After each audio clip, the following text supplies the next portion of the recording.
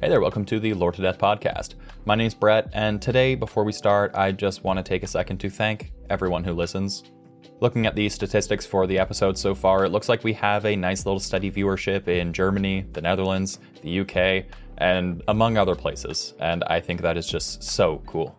I really appreciate everyone who tunes in every week, and whether you're new or old, I really do appreciate you. So today, I want to talk about why I think that Star Wars Knights of the Old Republic is objectively a perfect game and why I think it's so important to gaming as a whole. I want to get this out of the way that this game is in my top 3 favorite games of all time and might be my favorite game of all time, so I might have a slight bias. But with that being said, I'm trying my best to write this without my nostalgia goggles on, but my goal here is to persuade you, so obviously I'm going to be singing praises to the game.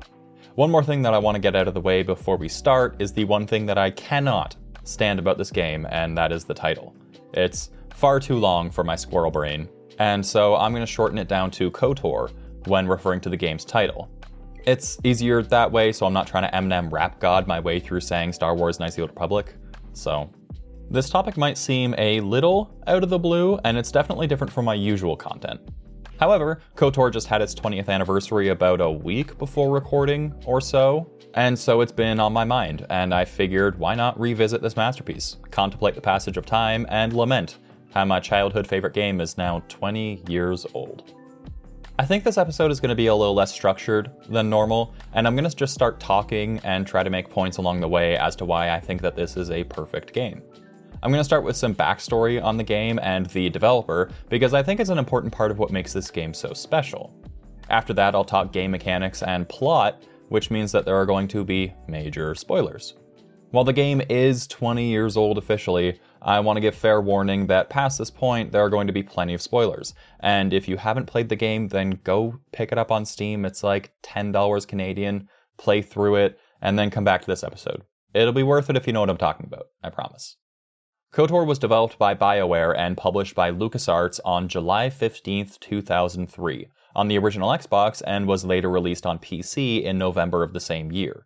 I think it's important to mention that BioWare made it because if you know games, then you should be familiar with BioWare as the former RPG heavyweight champion, with titles like Dragon Age, Mass Effect, and Baldur's Gate under their belt. I say former because their acquisition by EA was less than great for their titles in the long run. They still make decent games from time to time, but they do have that watered-down gimme your lemonade stand money charm that comes with being an EA subsidiary. Baldur's Gate is also an honorable mention because it laid the foundation for the core gameplay of KOTOR. The engine powering Baldur's Gate was based off of the Dungeons & Dragons 2nd Edition, and was one of the first games to popularize the D&D formula in video game format, despite not being the first of its kind. KOTOR was running on a similar engine being based on the Wizards of the Coast Star Wars role-playing game Rules, which uses the D20 system for pretty well everything, just like D&D. It was the first ever to use the system in a video game, as well as having several other firsts for video games, which made it so influential for other games today. And just a quick side note, there is actually a tabletop version of KOTOR. They did use straight up just a rule set that exists, so if you want to turn D&D into a Star Wars campaign, all of these rules exist out there. It is so cool. KOTOR was also the first RPG set in the Star Wars universe, meaning that it had basically a fresh slate to work from, and being set almost 4,000 years before the events of the movies, it wasn't tied to any of the rules established by cinema. With the help of the D&D rules, they were able to establish a ton of new content for the Star Wars universe, including an extended lineup of Force abilities, both from the light side, dark side, and everything in between, as well as expanding upon lightsaber stances and creating the class system for Force users with the Guardians, Consulars, and Sentinels. They also established rules for the light and dark side of the Force that weren't so clear in the movies, and introduced the first title of Grey Jedi with the team member Jolee Bindo. You could argue that Qui-Gon Jinn was the first Grey Jedi that we were introduced to, and I would mostly agree with you, but Jolee Bindo was one of the first ones that we were introduced to that left the Order because of his views and renounced the restrictive Jedi Code. Now, I know nowadays people don't really like the term Grey Jedi, and people think that it's a null and void term, but it is something that exists whether you want it to or not. At the very least, in the extended universe, maybe not necessarily in canon. And with all this talk about light and dark, KOTOR was also the first game I can find that made use of a morality system, which dictated what you were able to do or not depending on how light or dark you were, or good and evil. This system was determined by your actions in-game with things like dialogue options, whether you decide to save the poor Ithorian who is being bullied by humans, or to take it a step further and kill him on the spot in front of children. This morality system decides what force abilities you can use and can affect what armor you can equip, and has major implications for the plot of the game and how you interact with the world depending on how good or evil your character is. It was this morality system that laid the groundwork for the morality system in Mass Effect, another BioWare title, and plenty of other games. Now, the system wasn't as robust as something from 2004's Fable, but it was something very similar, and I wouldn't be surprised if Fable was influenced by KOTOR in that regard, but both games were in development at roughly the same time, so I can't confirm or deny that. However, KOTOR was released 1 full year sooner than Fable was, so maybe it influenced something. Regardless if that is true or not, the implementation of such an intricate morality system was huge for gaming. It gave the feeling that you could be whoever you wanted, and it almost gave infinite replayability. I have personally played this game almost once a year since it came out, and have definitely played it multiple times a year on occasion, and I'm still finding some of the options that I'm given are surprising. If you choose a different dialogue option, you could potentially open up another quest or influence the events of the game in a different way. Having over 300 speaking characters and over 15,000 lines of dialogue in the game, there is a lot to experience, and I'm honestly finding something new every time I play the game. I think it's one of those games that has nigh infinite replayability, and I think that's part of the reason why I think it's so great. When you have a game that's so heavily based on the decisions that your character makes, the dialogue has to be on another level to make sure that you both have enough options so that you can make the right decision for who you decided your character was as a person, and that the dialogue options all make sense in the long run to the story. This typically took the form of having 3 main dialogue trees: good, bad, and neutral. Although not every option is what it seems, and it could have dire consequences on the plot or your relationship with other people in the game. The game really forced you to think about what your next move was, because it didn't only influence you as a character, but the world around you. And the dialogue is both written and delivered incredibly by the voice actors. There are plenty of times where you're given a multitude of options ranging from stoic to just downright ridiculous, and it's that range that makes the dialogue so believable to me.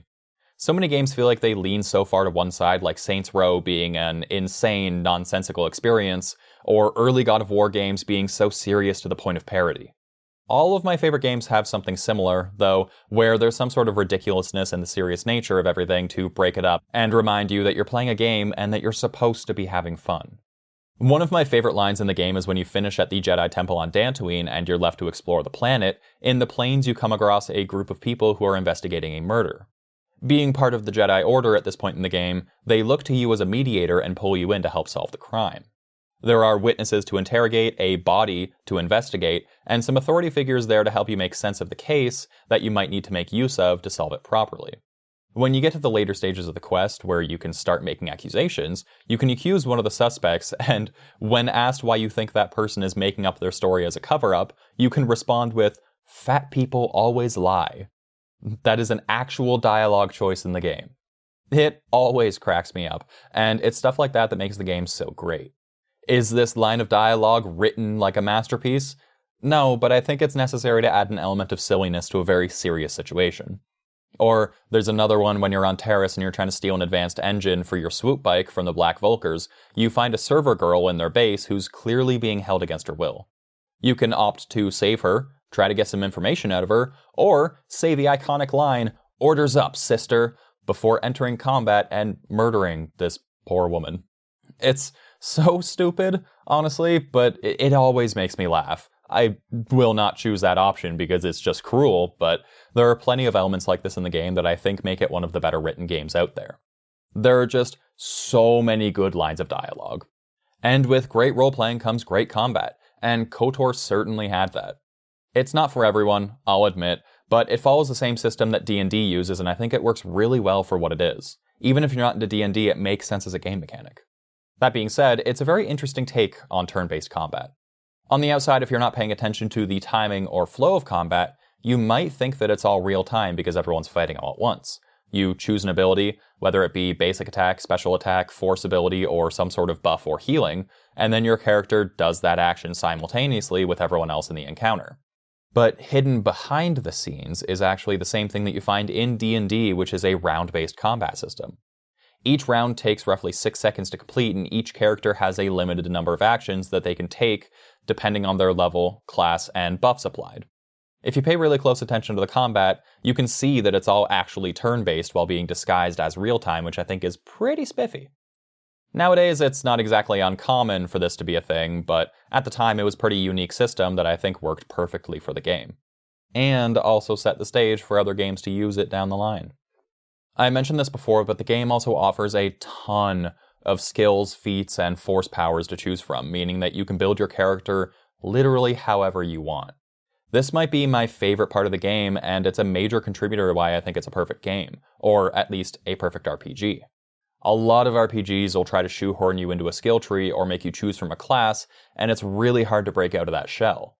Like if you choose a rogue but decide you want to be a tank, you're probably not getting there. While KOTOR does start you off with choosing your class and allocating your skill points, there is no point where I ever felt restricted by those choices that I made early on in the game. There are small things like if you choose Scoundrel as your beginning class, you'll gain certain stealth skills that'll get bonuses based on the fact that you chose Scoundrel. And there are similar feats for other classes respectively. But even if you choose a Soldier as your starting class, you can still spec into Stealth later if you want. And even though that class is great with melee weapons, you can still optimize later for using ranged weapons if you want. I will say that the only limiting factor in character creation in relation to the classes are the skills that come with them. Each class has certain skills like computer use, demolitions, or awareness that they become proficient in depending on the class that you choose. That means that it's easier to level up those skills, but it doesn't mean that you can't level up the other skills if you wanted to. It just means that it'll cost more skill points to level up those that you aren't proficient in. This can be limiting to a certain extent, but I don't think it's necessarily restrictive. The proficiency system provides enough of a drawback that you would definitely want to think twice before choosing your class, but it won't be something that you will regret along the way because you have teammates who can make up for your downsides. And your teammates and the party system is second to none, in my opinion. Once you've gotten all the eligible party members, there are 9 other characters that you can choose to accompany you on your journey, and you can bring 2 of them with you at a time. All of them have a wide range of skills, and no matter what style you choose to play in, there will always be a great number of companions to complement your build. That being said, if you play like I do, then you might not care about optimization, and the game is happy to accommodate that for you. I tend to just bring my favorites along with me or cycle through different party members to get their personal quests done, and that has never been a problem with me in terms of difficulty. And that's another point that I think makes KOTOR stand out after all this time. Each party member has a totally unique quest that's associated with them, and there are various ways that you can approach them, just like the main quests in the game. Unlike the main quest, you can actually fail to complete these quests and you can totally ruin your party member's day. This will reflect poorly on you as their leader and can cause the party member to be locked out of further meaningful conversation. I mean, if you allow someone's child to get murdered in a Sith Academy, would you really expect them to forgive you? The dialogue and quests that you get from your party members is so robust, and I'm always finding new ways to navigate through them. And this is, as a reminder, 20 years later. Depending on who you have in your party, there's also random banter that happens on occasion. If 2 party members don't get along that you have with you, they might stop you on your journey to take a minute to bicker and fight. While if 2 of your party members are close with each other and maybe friends, then they might decide to stop and talk about the scenery and maybe relate it to something they may have done together outside of the game. It's these little moments that make the game feel so alive. Everyone has such a distinct personality that's shown through these random, seemingly unrelated conversations, and it really shapes the world around them. After all this time, I don't know if I've played a game that did it quite like KOTOR, except maybe the sequel. Your party members also have a wide array of weapons that they can use, and you can use all of these too if you decide to put your points in the right places. Every build is technically viable if you play your cards right, which is pretty special. In a game where you play as a Jedi, it might seem unconventional to choose to use a blaster over a lightsaber, but you have the option to, and I have personally seen people clear the game using only blasters. I've never done it, and I do know that it is a little harder to do, but it is 100% possible. It's pretty incredible the wide range of weapons and weapon modifications that you can use to make your dream character a reality. And along with that, there are a wide array of outfits to choose from. I'm a big fan of Fashion Souls when it comes to gaming, where I'll often choose a less than optimal set of gear for the sake of looks. And KOTOR doesn't really punish you for doing so, unless you choose to use just the base set of clothing, which has literally no stats. Like, that might make the game a bit harder, but I hardly think that's a bad thing. If you want to make the game harder for yourself, unequip your clothing and just start punching people. It'll be hard, but you could do it. And that's just the game mechanics which make this a beautiful game. We delved into the writing a little bit, and to expand on that, the overall plot and pacing is simply amazing. Starting your character out right in the middle of a space battle on the flagship, the Endar Spire, serves as an amazing tutorial to give you a taste of what you can do. After dropping from the Endar Spire, you start out on Terrace, a planet that has a physical dividing line between the upper and lower class, with the city right above the Undercity. While you're in Upper Terrace, you roam the streets and mostly talk to people. It's a good chance to understand the state of the galaxy with the Sith occupation on the planet, and it really sets the stage for deciding what kind of person you want your character to be. There are plenty of encounters where you can choose to either fight or use words to get out of a tricky situation, and I think that is so important. The game doesn't often force you to deal with an encounter in one way, unless maybe you're being hunted by a bounty hunter, in which case there's really only one way out of that situation, and that's a little pew-pew to the noggin. But Upper Terrace allows you to see the extent of your abilities through stealth, cunning, or brute force as you see fit. There are several different ways to go through it, and I don't think there's one right answer. Once you choose how to navigate Upper Terrace, you gain access to the Undercity, which is crawling with gangs, poverty, and violence. It's a much darker tone than what you see in the city above, and it really lets you push the limit of your actions. You can fight your way through it all, but oftentimes there's a way to get through it diplomatically without having to shed blood. The game pushes you further and further to make sure that it teaches you everything that you need to know about navigating the rest of the game. There is a lot to do, and it can be daunting, but it's an amazing way to prepare you for the rest of the game. Terrace is really the only part of the game where you're limited in where you can go. Once you successfully get off the planet in the Ebon Hawk, go to Dantooine and get acquainted with your new Jedi powers, you're free to go explore the 5 different planets that you need to go to in order to advance the plot. There is an optimal way to do these planets in order to make your life a little bit easier, but you can choose to do them however you want, and it doesn't really impact the difficulty too much. I think that's pretty amazing. Terrace is also a great way to set up the main villain, Darth Malak, a Sith Lord who's trying to take down the Republic.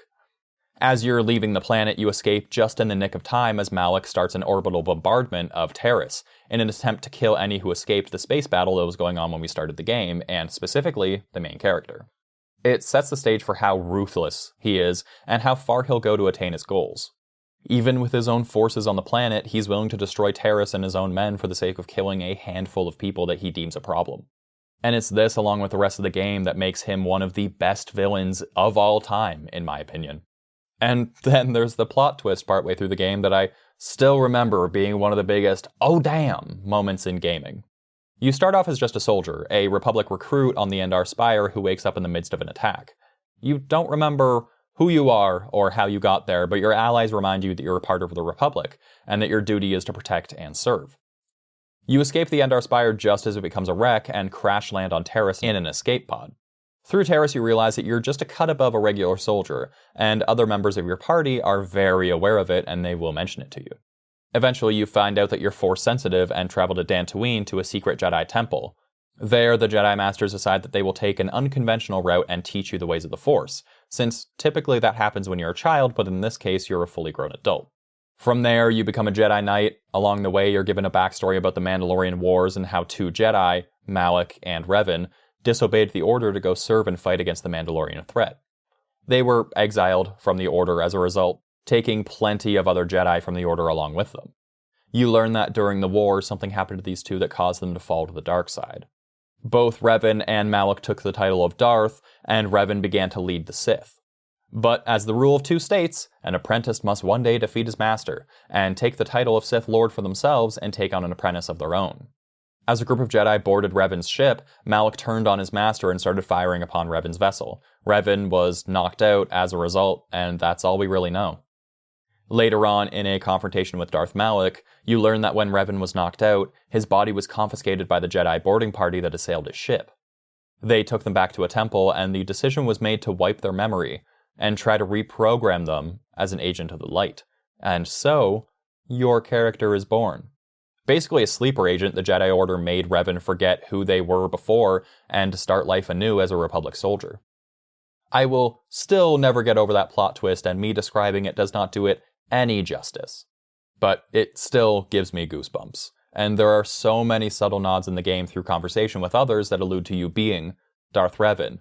And I think they do a great job at hiding it until that pivotal moment, so that when it's revealed, you say, oh, that's what they were talking about. And on the topic of the plot, I love that the plot is self-contained. Even the sequel doesn't follow the main cast of the first game, and instead we see someone that followed Revan in the Mandalorian Wars. Without KOTOR, we probably wouldn't have much information on the Mandalorians outside of, Boba Fett. And I would even go as far as to say that we might not even have shows like The Mandalorian and the Book of Boba Fett today if it weren't for KOTOR.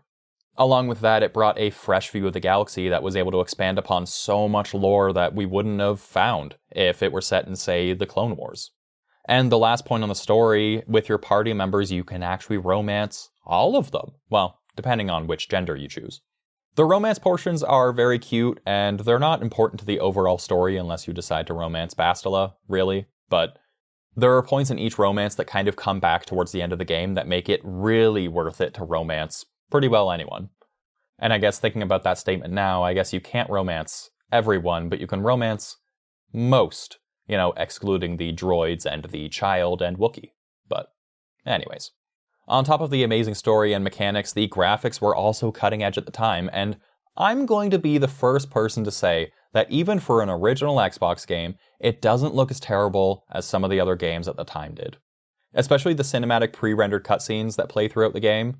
Those are genuinely gorgeous and impressive when upscaled to HD, and I stand by that statement. While looks aren't everything, they definitely don't hurt the game at all. To kind of sum this up, I think that KOTOR should be seen as the golden standard when it comes to RPGs and games in general. The story is written amazingly, and there are so many various characters that you can either party with or encounter through the game that are just so interesting. The pacing of the game is perfect, with the tutorial not overstaying its welcome and allowing plenty of time with the game once you enter the open world. And the way the game plays is perfect for a D&D style game. It really does just feel like a D&D campaign. There's also plenty of different ways to play the game without leaving the player feeling overwhelmed. I find that with a lot of these modern RPGs, the open world is open to almost a detrimental degree. There's just so much empty space to give a sense that the game is larger than life, which makes the game feel like a barren wasteland.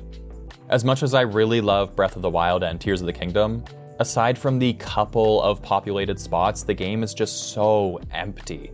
There's a ton of side stuff to do, but it all feels meaningless. KOTOR also had some massive open areas, but they weren't unpopulated and there wasn't just nothing to do there. I think that KOTOR did a great job with making sure that the world feels alive, with plenty of meaningful interactions with NPCs, good quests, and a lack of dead space. It has a very special feeling that I don't think many games have quite captured since, and I think it's really worth noting. But I would love to hear what you think. Do you agree, or do you think that there are glaring issues that I'm glossing over? Or what about your favorite game? I would love to hear your thoughts, and you can find us online at loredtodeath on your favorite social media and podcast websites. If you have a suggestion or you liked this style of episode, it is a little different, then please let me know. I can definitely do more of them. But remember, it doesn't matter what other people think. If you think that your favorite game is perfect, then your opinion is totally valid. Don't let other people invalidate how you feel, especially when it comes to things that make you happy. And until next time, see ya.